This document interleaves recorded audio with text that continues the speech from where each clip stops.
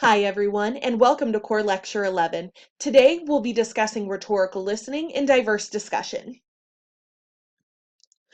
Before we begin, take a moment to gather the materials for today's lecture assignment. You'll need a document to write on, as well as access to the internet.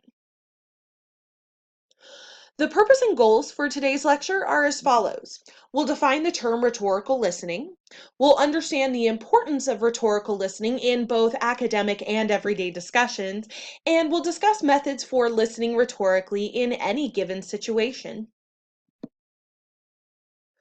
Rhetorical listening. What exactly does this term mean? How does it apply to writing in both academic and everyday situations? And how does it fit within our current understanding of rhetoric? So if you go back a few weeks, you'll recall that we defined rhetoric as the art of persuasion. And in doing so, we focused much of our energy on looking at the speaker. So what is the speaker saying? What argument are they presenting? How are they crafting it in a way that is appropriate for their intended audience?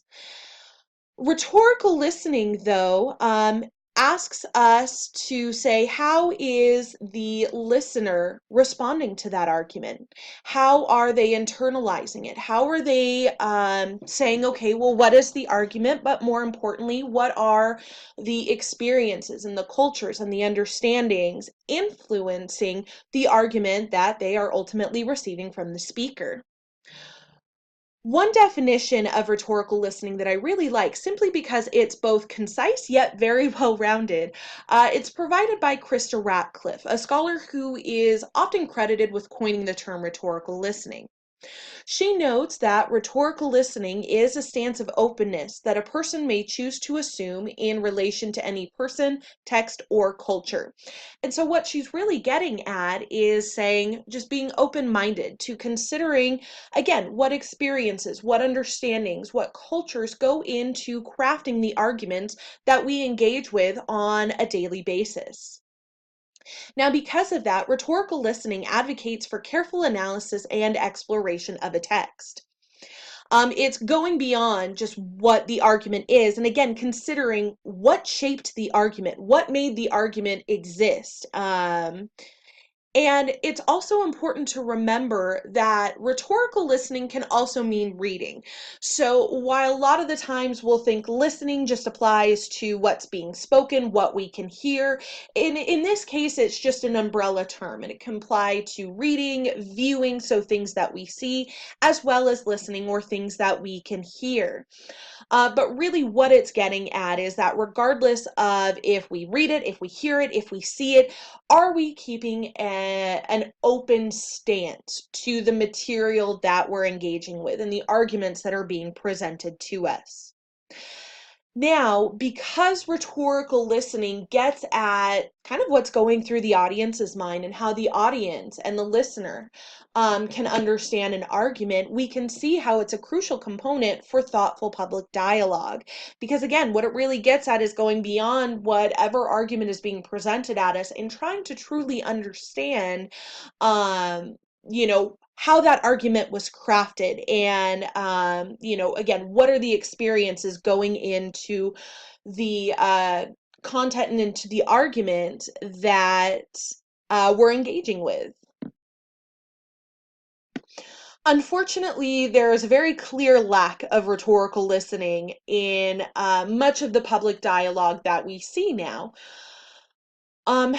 One arena that I think we really see a lack of rhetorical listening would be social media. I mean, you get on Facebook, Twitter, Reddit, really any platform where there is this online public dialogue. We don't see a lot of genuine attempts to understand others in the conversation. There isn't a lot of legitimate questions being asked that really arrive at deeper understandings. Even this screenshot that I've included, we see a lot of name calling. We see a lot of attempts to sort of destroy the arguments that others are presenting without actually trying to understand them. And even when we do see questions that are being posed, they're often rhetorical in nature. So there is no genuine answer being sought. Rather, the question was included simply to prove a point. So the lack of rhetorical listening, unfortunately, is quite pervasive. But hopefully, through this lecture, we can get at a deeper understanding of how rhetorical listening can be beneficial and how exactly we can apply it in everyday academic and professional conversations and discussions.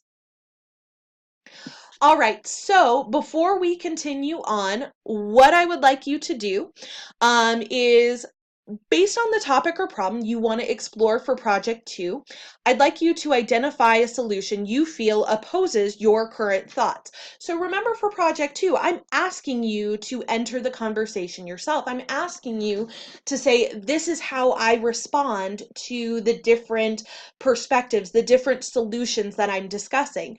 So, chances are strong you've come across one that you don't agree with, and that is completely fine.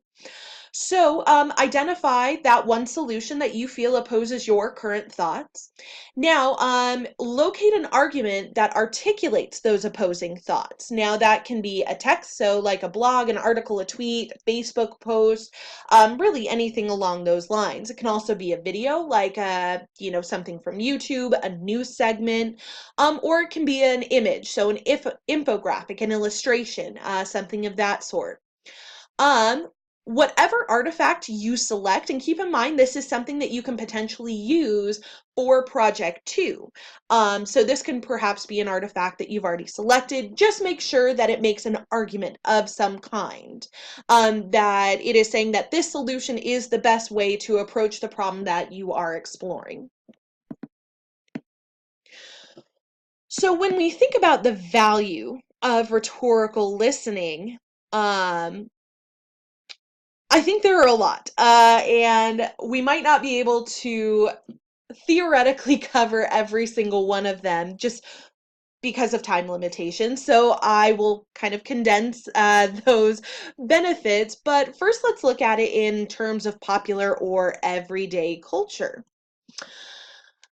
When we think of rhetorical listening as that stance of openness, as that stance of trying to understand why exactly someone would make the argument that they do, is it furthers democratic dialogues, or it furthers dialogues that inform how we understand policy, public policy, protocol, or really just the rules that surround us. And it allows us to say, okay, we may live in the same community, perhaps we are advocating different perspectives, but it gives me a better understanding of how someone else arrived at the argument that they're making.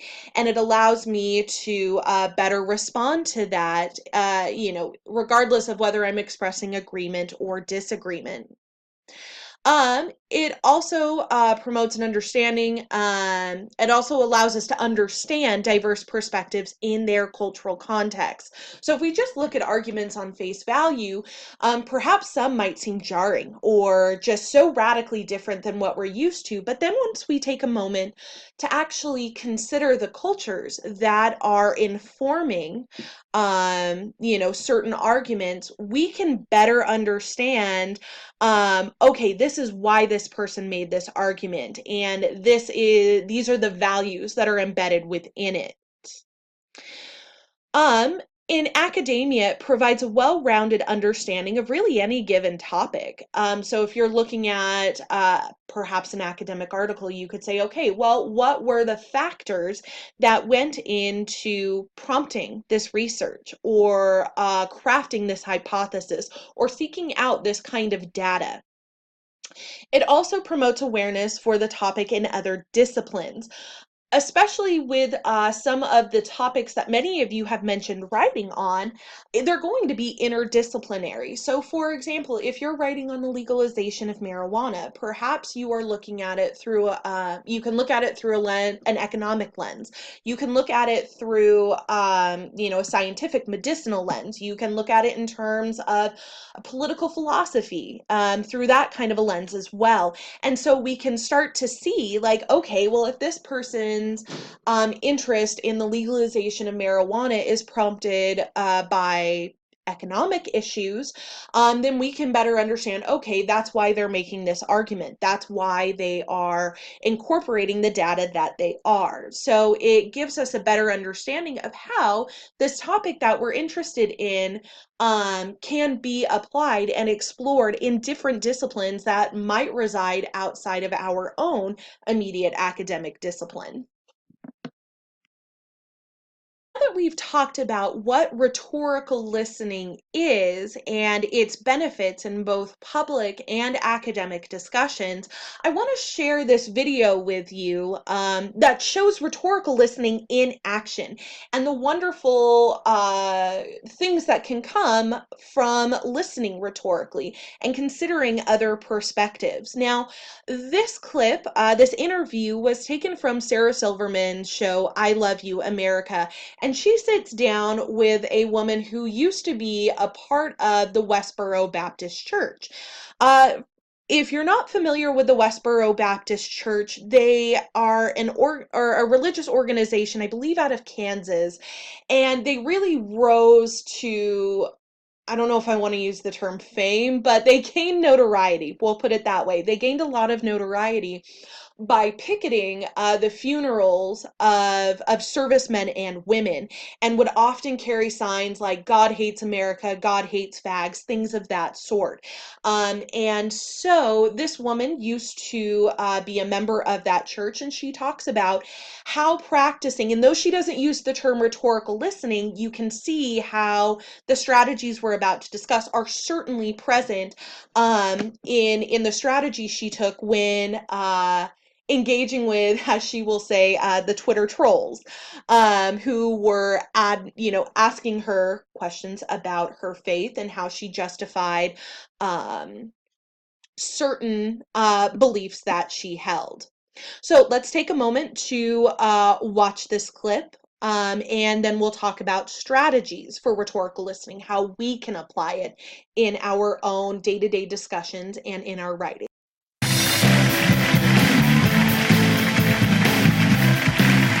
Show I'll have one interview, and the common thread is that everyone I talk to will be someone who has experienced change. Our guest tonight grew up in the Westboro Baptist Church, which her grandfather, Fred Phelps, founded. You know them. They protest soldiers' funerals with signs like this. That is actually her in the photo. It was all she knew and everything she loved. But when she was put in charge of social media for the church, she found herself changed. Welcome, my friend, Megan Phelps Roper. Hello, friend. How are you? How about that picture? I love it. JewsKilledJesus.com. Wow. I'm so glad you guys got that domain name. I would be absolutely broken if you had to be JewsKilledJesus1.net. So, okay, the Westboro Baptist Church is considered a hate group. Why is that? Well, because we did a lot of things that seem hateful to most people. We believed that it was loving. We thought that, loving our neighbor was going to warn them the consequences of their sins. But we did things like, we celebrated 9/11 and Hurricane Katrina and every sort of human tragedy. We protested funerals. Like I said, we did it because we believed that was the definition of love. We thought we were loving our neighbor with those signs. So God hates fags was a way of loving our neighbor. Does that make sense? So tell me about your moment of change. So I got on Twitter in 2009, and that's where my first doubts really came from. Twitter was a lot like pickets at first. It was really hostile. I was saying incredibly provocative things, and people were responding in kind. And then after a while, there was this, group of people, and just individuals, who because we were able to finally have sort of extended, ongoing conversation, you could have that on Twitter in a way that you couldn't have on the picket line. People got to know me, and I got to know them, and we got to see that neither of us, neither side was the monstrous, image we had in our heads. Okay, so you've said that you married your troll, which you did. You married your Twitter troll. And how was he able to get through to you? So first I should say that he would probably object to be calling a troll, to being called a troll. But he was arguing from a position of, yeah, I'm hearing what you're saying and I understand, I see these things in the Bible, but for instance, picketing funerals, like what about the family? We literally had a sign that said, God hates your feelings. So I had learned from a very young age to just dismiss people and their thoughts and feelings and how we impacted them. And my now husband, who at the time was totally anonymous and I didn't know, anyways, he's an incredible human being. It's practically like J-Date. But it's amazing that he and people like him took the time and had the patience to really effectively challenge me. I mean, I think it's incredibly important and a super effective tactic when you're dealing with extremists. Talking about extremism, I think that your presence in this conversation is so powerful because you literally understand, Charlottesville. This is something that you can genuinely kind of understand. Yeah, and I think one thing that's really important for people to understand is that I think extremists generally are not psychopaths. They're not, they're psychologically normal people who have been persuaded by bad ideas. And we can't expect to isolate these people and hope that those ideas will just fade into oblivion. We really have to actually engage those ideas and find ways of, one, understanding the mindsets of the people that we're dealing with, and then effectively constructing arguments and evidence and presenting those things. And it's not just for the sake of these extremists, right? Because they impact the rest of society. Young people, especially, I think, are more susceptible and vulnerable to them. So we present the arguments not just for the people who are in it, who are doing things that we find reprehensible, like what happened in Charlottesville. We actually have to address it. It is interesting because my first impulse, to go, well, these extremists, they're not psychopaths, they're just normal people. And in my mind, I went, I don't know about that.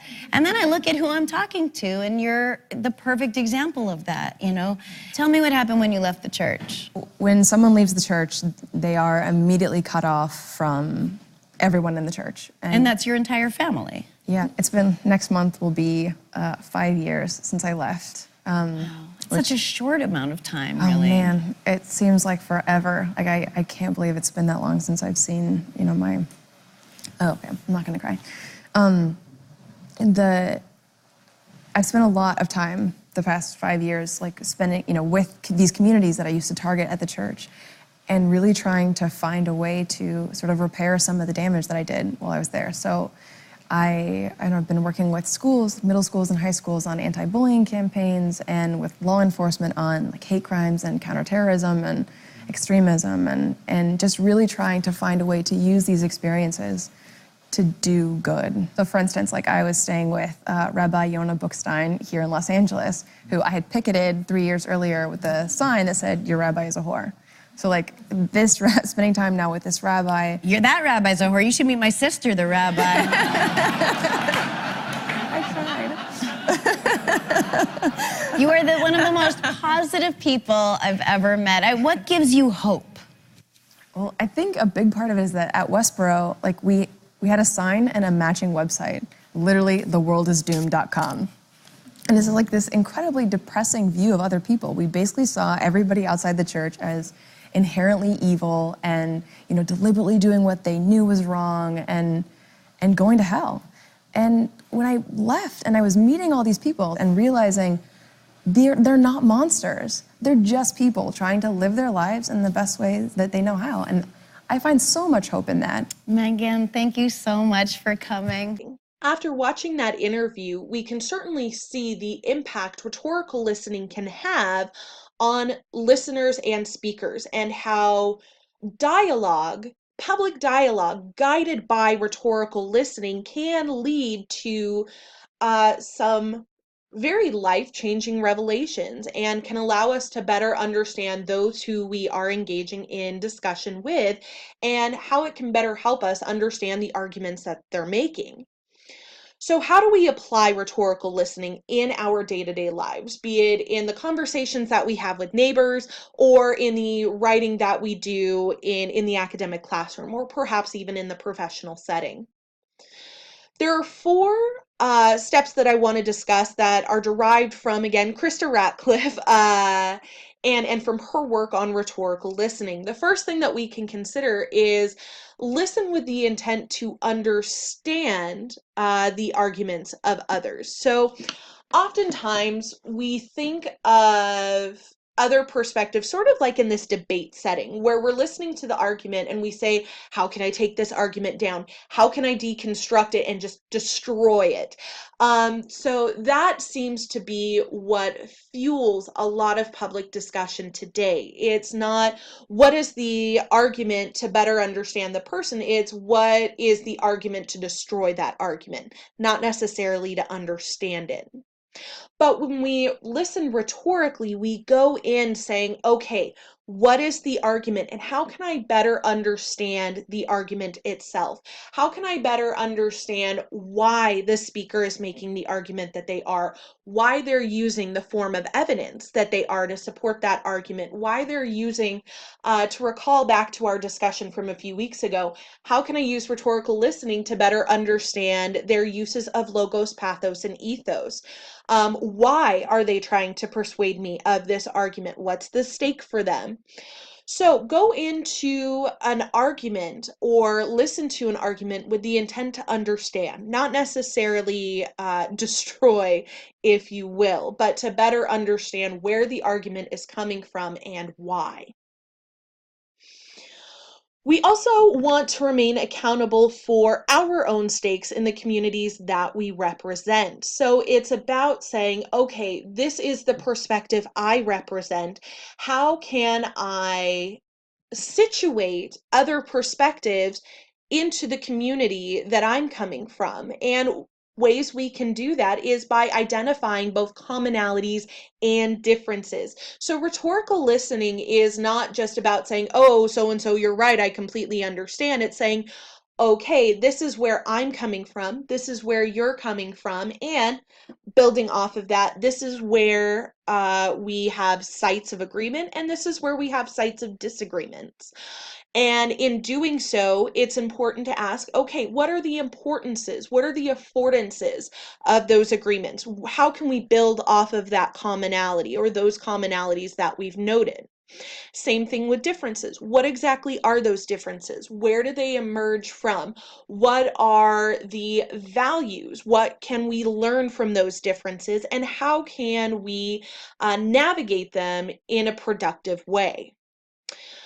So, and finally, you want to analyze claims as well as cultural context. So, what that gets at, this is, I think, how we listen with the intent to understand the arguments of others, is we'll sit there and we'll ask ourselves to say, okay, what is this argument? But it also gets at, where is this person coming from? What is their cultural background? How do things like ethnicity, socioeconomic status, race, gender, sex, how do those kind of components come into play, and how can I situate those within the argument that's being presented to better understand the argument, and why this speaker is making them in the way that they do. Going back to our lecture assignment, so now that you have selected an artifact that represents or articulates a view that is different from your own or that perhaps completely opposes your own, what I'd like you to do is I'd like you to listen rhetorically to the message. So on your document, I'd like you to respond to the following questions. What are the commonalities between your views on the topic? So what is that common ground? What does it look like? What are the differences between your views on the topic? and what cultural components may influence the speaker or writer's argument. So put yourself in the other speaker's shoes. So to say, okay, what are the commonalities? What are the differences? And why did this speaker make this argument in the way that they did? Where are they coming from? Perhaps you're listening to someone who comes from a completely different part of the world or different part of the country. Maybe they're looking at it through a different, let's say, scholarly lens. So going back to our example, if we're talking about the legalization of marijuana, maybe if someone is looking at it through an economic lens as opposed to a political, philosophy lens, or more of a scientific medicinal type lens. So think about what kind of components are influencing the argument that this speaker is making and how they are making that argument. So to sort of wrap up that lecture assignment, I'd like you to include a link to or copy of the artifact in your response. I want to see what you're engaging with and how that influences your responses to these questions. So keep in mind that your responses to each question should be brief. You don't have to write me a novel. This is just sort of a generative activity to start thinking about the different arguments and the different perspectives that you are going to face and engage with for project 2. Okay, so for the weekly homework, what you will need to do is include your core lecture 11 summary and assignment in that week 5 homework submission. Overall, though, you'll need to include the lectures and summaries from core lectures 10 and 11, as well as a mini lecture of your choice. And all of that is due to Canvas by 11:59 p.m. on Sunday, February 10th. All right, everyone. So if you have any questions or would like to discuss any of these concepts further, please don't hesitate to contact me. Okay, everyone. Until next time.